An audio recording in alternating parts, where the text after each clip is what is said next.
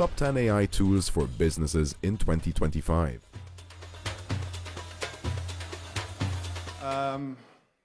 Guys, you look amazing. How's your energy so far?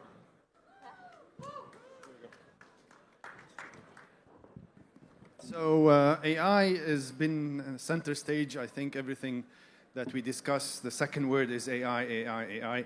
And hopefully, we can learn something, maybe some new tools also. But first, what's the importance of those AI tools and how you can use them to change everything that you are actually creating? How many entrepreneurs here?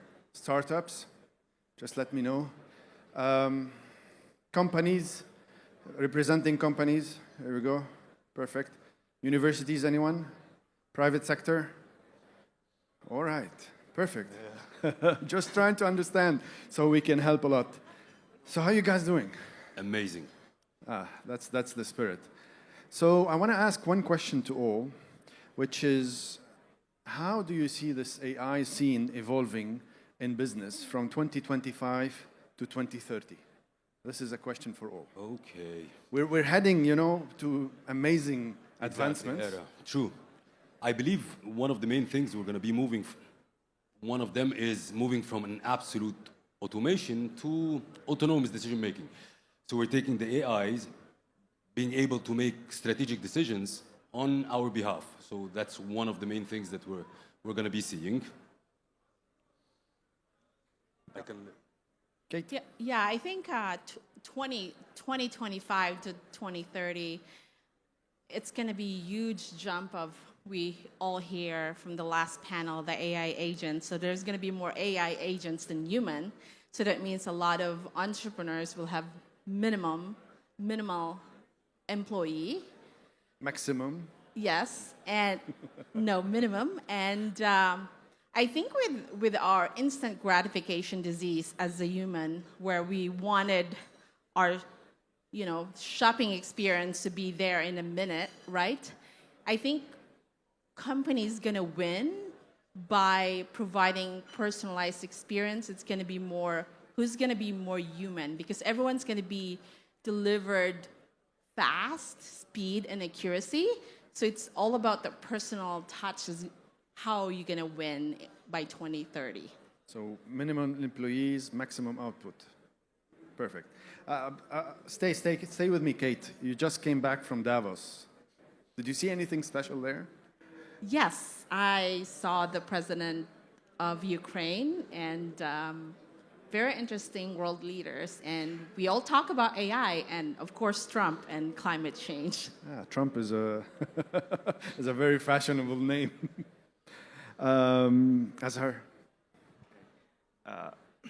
So I think between 2025 to 2030, I guess the main thing will be like typically what we have done as humans is we have always sort of underestimated the long-term impact and like overestimate the short-term impact, like almost across the board with all the technological changes which has come through.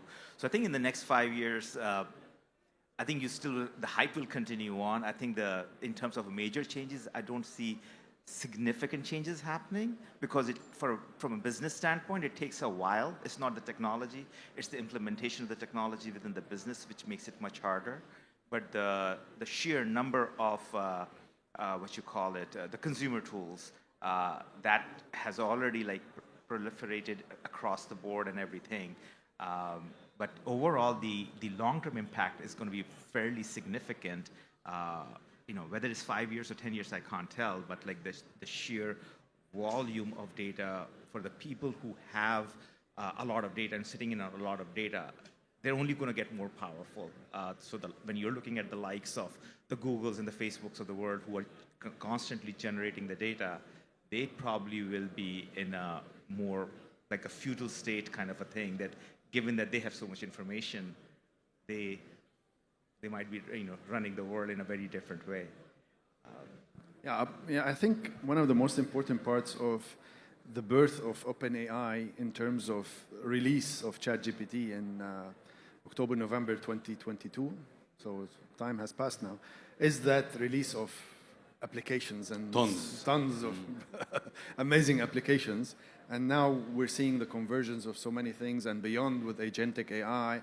I just witnessed a demo a couple of days here in Dubai on fully autonomous fully autonomous system that is agentic 100%, native agentic. And I was like, whoa. Take care. I was worried. So, Rudy, I want to add one thing. sure. One, because a lot of entrepreneurs are with us today, is like the business valuation itself will change. Because these days when we evaluate business based on the revenues, the assets that we have, the IPs.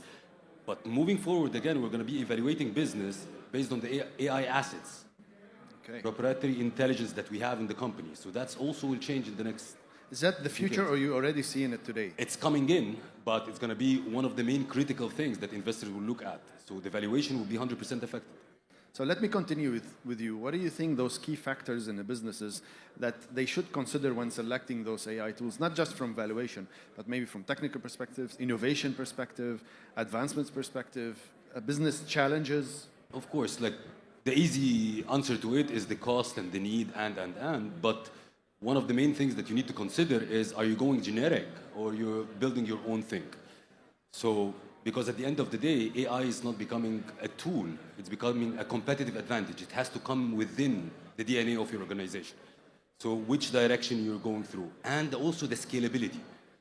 It's not having tools that's gonna not be able to scale your company or your business with. So these are two things you need to think about. Kate, coming from Global AI Council, what are you guys doing on these special applications, or in general, that can help? Well, I'm actually an entrepreneur running e-commerce and hospitality business and PR and media. So when picking tools for business, I mean, look, our employees already mumbling like, do we have to work from home? And now we're gonna deploy a new tool. So it boils down to education and kind of pick the tools that make sense for your business, because it's so hard not to get ADD with all these tools. So pick what makes sense, that's really usable, and kind of slowly, deploy it, because it gets really overwhelming.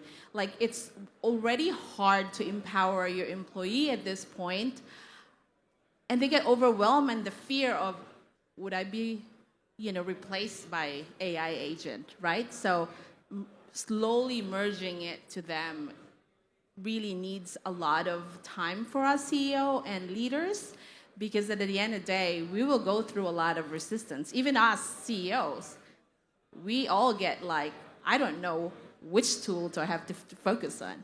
How much more an employee? And we're the one that care. For them, they just there for whatever, if they embrace the mission, but just think from their other end, it's very difficult. So it boils down to education. Make them feel like, look, you're going to be more effective when you work hand in hand with technology. So it's human and technology combined.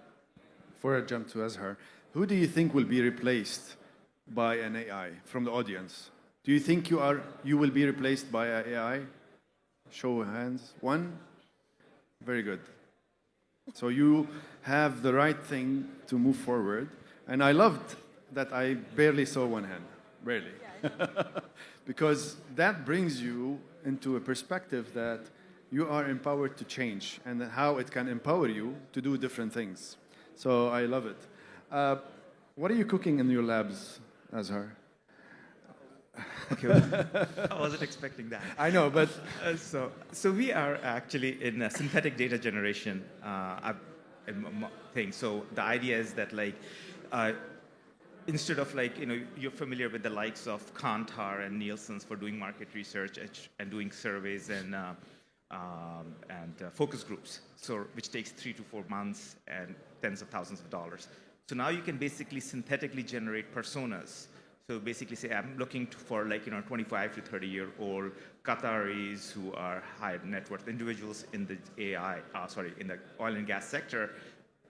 How will they respond to a certain set of questions and focus groups? So you don't have to necessarily do that. So now, rather than waiting for 3 to 4 months to get this research done, you can synthetically generate those personas and run these experiments at scale within a matter of minutes. So that's what we do. Why I ask you this, because I want to ask you also, what did you consider when selecting those AI tools? Because you're creating them. Is there any specific niche, innovation, depending on your industry, of course? Are you looking for something special? Yeah, so the way it is done, if you ask the ChatGPT or any kind of a straight-up AI model, it's a generic answer, which is basically across billions of things. The way it is done is basically we create like thousands of personas and give them a backstory. So here is Saif, and Saif is from Egypt and lived in Morocco and Russia and whatnot. And here is Kate. So you create a lot of backstories, which will allow them to simulate answers which are fairly unpredictable at some level, but more predictable showing at a large scale. So that's about how you go about, this is one of the ways of doing it. Great. Saif, do you think adoption or AI adoption is no longer an option or optional?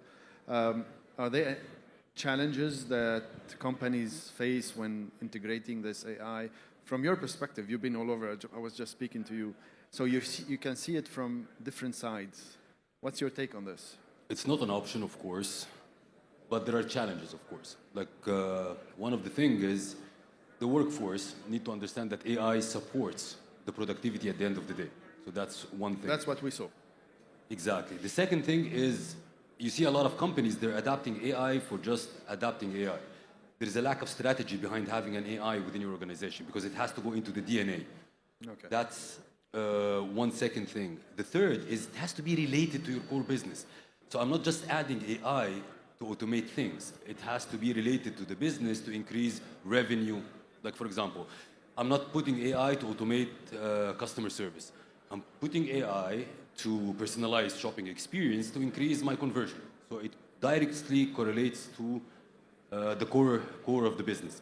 So these are the things that companies need to look at. But again, you need to have a strategy for it. It's not just a hype or a trend that AI is happening. I need to have most of the AI tools available in my business. What's your strategy? And drill it down from there. All right. Kate, what's your take on this? Absolutely, because at the end of the day, company, we have to sell, right? Whether it's sales lead or content creation for you as a CEO, marketing, we all need to utilize AI, because why would you not, right? I use it every day, and I started utilizing AI in 2012, utilizing Amazon, and at that time, they actually deployed predictive analysis AI, and it was able to scale a $20 capital to $20 million sales without any background. So I could do it manually, or I would scale utilizing AI, so it's a big difference. So absolutely. So imagine this discussion, because most of my customers are enterprises. So they come and ask me, AI, Rudy, AI. But the big question is how to use these generative AI into our enterprise. And then it's an outdated question, because you said you're using it since 2011, 2012. But what they didn't know that AI has been there for 70 years as a concept and 20, 30, 40 years as a kind of available, but we needed the compute power, and this is where Amazon and others tried to solve it. But now it's commercially available to everyone. But the big question, they don't know how to use it. So this is personally what I'm solving, is how to map this generative AI and large language models into the businesses so that they can see the output. And the most, I think, asked question is data privacy and data ownership. Where will it be? So that they can create whatever apps on it and then empower them. Azhar, what's your take also on this? I mean, it will, if you don't know, I mean, the cliche right now is if you don't know how to use AI, you will be replaced by a person who knows how to use AI. And that's just becoming more and more true. I don't think people are going to get replaced. I think they will just, they'll have to be upskilled. And if anything, from a point of view of more conversations which are going around in the public discourse, is really that once you, and recently OpenAI and these guys have introduced reasoning models, right? So the reasoning models is no longer just like, okay, aggregate a bunch of information and give me a short answer or comprehensive answer. It's mostly now reasoning with it. So if you start to reasoning with it, that basically means your own reasoning muscles now are not getting used.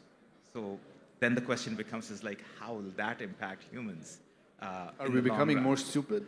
This is what I read a few days ago. Yeah, that's very likely, because if you are not pushing yourself to solve a problem and you're relying on the AI to do that, because it will always have more information than you can have at any moment in time. So its reasoning models should be outperforming humans. So then that becomes an interesting challenge. And as for the businesses are concerned, I think the value is going to be, if they're trying to use generative AI for their businesses, especially on those businesses where they don't have enough data, that's where generative AI can be very valuable, that you can take a very small amount of data and use that generative AI processes to do better predictions versus the other AI where basically for the businesses where a lot of repetitive tasks can be replaced and you don't necessarily need generative AI for that. So there are a couple of different paths. It depends on what the business is really going after, but I think that today's buzz is really revolving heavily around pictures and videos and ability to write your emails more in a shorter, nicer manner. So I want to stay with you as we wind down. What are, for you, 3 applications that you think our audience could benefit from? And then this is the same question to all our panel. What have you seen as something that they should know about as applications? Maybe you are using it, maybe you're testing it, maybe it's not there yet. I'm working with something that will be released actually tomorrow. So there's a lot of hype on this. So I'll speak to the ones which I use very frequently and how effective it has made me. I use Fireflies a lot to record every single conversation in the business that's going on. And I immediately after that, or like even a month later when I had to put the proposal, I pull it in and I just basically ask, what were the tasks? What was discussed? What do I need to give them? And even I've gone like yesterday, I just like create the proposal that the guy is asking for, and it just did it for me. So that's the first one. And then I use it as a combination because the model itself is not that great for certain things, but able to extract it. Then I take that information and I plug it into Claude because it has a much better reasoning model. So it allowed me to basically create the deck much more cleanly. And in the past, it would have taken me 8 to 10 hours to do this thing. And now I just did it in a span of about an hour and a half. So it's not like it goes to 0, but because your job becomes to like look at it and figure out how to improve upon it. Yeah, Kate? Yeah, I use a lot of tools. For me to build my personal brand, I use Opus Clips, my team, all the time. So it's like if you have a long-form podcast, you chop it in 15 seconds to make it like it just save and you schedule it for the next 30 days. For training my staff, I utilize InVideo.io because look, who wants to read handbook at this point when you can create a more engaging video to train your staff? And I utilize Zoe. That's a good chatbot inquiries. If you have an e-commerce, I run boutique hotel, so that really helps me a lot. And Umantic AI is really good as far as understanding your customer persona and buyer psychology, and then that converts conversions, right? And so many. I'm a big fan of Perplexity for research. Of course, ChatGPT, who doesn't use ChatGPT, but I don't like accounting, so Vic AI is really good to kind of detect fraud if you have e-commerce and kind of like automate your accounting tasks. So those are the few tools that I like to use for a small business owner that you don't want to have a large team and be more, lean on spending for... Perfect. Safe? I think they've mentioned a lot of great tools, but what I'm going to recommend is like act as a mad scientist in that kind of era. Test as much as possible as apps or tools that fits you. Like myself, ChatGPT, of course, Midjourney for designs, 11 Labs for audio, Notion for productivity. So again, the recommendation is not what are the top tools or apps. Consider yourself as a real mad scientist. Test as much as possible apps or tools and see what fits you. You won't ever reach the goals or the objectives besides making your hand dirty. So try the tools. The top tools are known. Just get used to it, and the more you get used to it, the more you train it, the more you get output out of it. So my reco is just try them, and try them. Yeah. Well, I use builder.ai, so I build auto chat bots, personalized. I'm a podcaster, so I use a lot of audio tools, and one of the most important ones is the Adobe one for the sound. I think it's amazing. And the third tool I actually use is Claude. I think most of you use it, but I don't use it in the same way that ChatGPT and so on, because I don't know if you ever prompt Claude to create an application. Anyone did it? No. You can natively code with Claude to create your own application and deploy it like that. So that's the enablement, that's the testing, what you were mentioning. Go and discover. I'd like to thank you. It's time's up for us. I'd like to thank the panelists. Thank you very much. Really, Kate, Saif, Azhar for being here. And we're here for any questions. We'll be in the back. Thank you, guys. And here we go. Thank you.